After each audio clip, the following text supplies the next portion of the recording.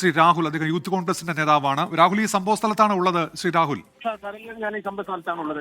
ഇപ്പൊ എന്താണ് അവസ്ഥ രാഹുൽ? അവിടെ ഇവിടെ അഞ്ച് യൂണിറ്റ് നിലവിൽ ഫയർഫോഴ്സ് ഉണ്ട്. ഇപ്പോൾ തീ അണച്ചുകൊണ്ടിരിക്കുകയാണ്. ഈ എത്ര കട ഇതിനോടകം കത്തിയിട്ടുണ്ട് രാഹുൽ? തൊട്ടടുത്ത് നിൽക്കുമ്പോൾ മനസ്സിലാവുന്നുണ്ടോ? കോംപ്ലക്സ് ഒരു കോംപ്ലക്സ് മൊത്തമായി കത്തിയിട്ടുള്ളത്. ഈ ഏകദേശം ഒരു 20-25 കടയോളം ഉണ്ടാവും ആ കോംപ്ലക്സിന്റെ ഉള്ളിൽ. അത് മുഴുവൻ കത്തിയോ അപ്പോൾ? മൊത്തം കത്തി. തളിപ്പറമ്പിന്റെ ഹൃദയഭാഗത്താണ്. തളിപ്പറമ്പ് ബസ് സ്റ്റാൻഡിനോട് ചേർത്തുള്ള കോംപ്ലക്സ് ആണ്. ഇതെല്ലാം ഈ തുണിക്കടകൾ, അതുപോലെ ഈ ചെരുപ്പ്, കളിപ്പാട്ട കടകൾ, അങ്ങനെയുള്ള കടകളാണെന്ന് തോന്നുന്നു അല്ലേ?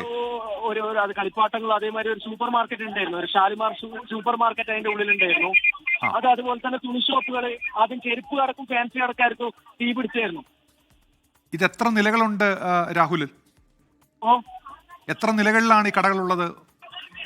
ഇത് 3 നിലകളില്. ഈ 3 നിലകളിലുള്ള കടകളിലും തീ എത്തിയോ?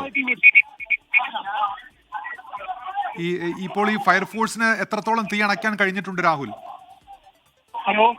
രാഹുൽ, ഈ ഫയർഫോഴ്സിന് എത്രത്തോളം തീ അണയ്ക്കാൻ കഴിഞ്ഞിട്ടുണ്ട്? താഴത്തെ നിലകളിലൊക്കെ തീ അണയ്ക്കാൻ കഴിഞ്ഞിട്ടുണ്ടോ? ഫയർഫോഴ്സ് ഏകദേശം 5 യൂണിറ്റ് വന്നിട്ടുണ്ട്. ഏകദേശം ഒരു 60% ഇപ്പോൾ തീ അണച്ചിട്ടുണ്ട്. 60%. ഈ മുകൾ ഭാഗത്താണോ ഇപ്പോഴും ഈ തീ ആളുന്നത്? മുകൾ നിലകളിലാണോ തീ ആളുന്നത് രാഹുൽ? പറയുന്നുണ്ട് ഇപ്പോൾ. ശരി, അപ്പോൾ ഇനി കൂടുതൽ ഫയർഫോഴ്സിൽ എത്തേണ്ട ഒരു സാഹചര്യമുണ്ട്. 5 യൂണിറ്റുകൾ എന്നല്ലേ ഇപ്പോൾ രാഹുൽ പറഞ്ഞത്? നിലവിൽ നാഷണൽ ഹൈവേ ആണ്, റോഡ് മൊത്തം ബ്ലോക്ക് ആയിരുന്നു. അതുകൊണ്ട് ഫയർഫോഴ്സ് എത്താനുള്ള ഒരു ബുദ്ധിമുട്ടിന്റെ സാഹചര്യമുണ്ട് ഇവിടെ.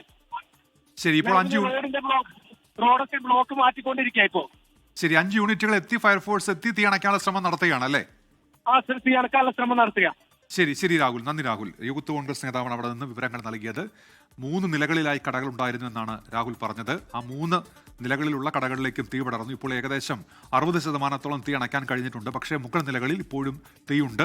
അത് അണയ്ക്കാനുള്ള പരിശ്രമത്തിലാണ്. 5 യൂണിറ്റ് ഫയർഫോഴ്സ് അവിടെ എത്തി തീ അണയ്ക്കാനുള്ള ശ്രമം തുടരുന്നുവെന്നാണ് രാഹുൽ ആ പ്രദേശവാസി ഇപ്പോൾ അറിയിച്ചിരിക്കുന്നത്. ലോകത്തെവിടെയായാലും ഏത് സമയത്തും 24 വാർത്തകളും ഓഗ്മെന്റഡ് റിയാലിറ്റി പാക്കേജുകളും എക്സ്പ്ലെയിനറുകളും വിശദമായി കാണാൻ ഞങ്ങളുടെ യൂട്യൂബ് ചാനൽ നിങ്ങൾക്ക് സബ്സ്ക്രൈബ് ചെയ്യാം.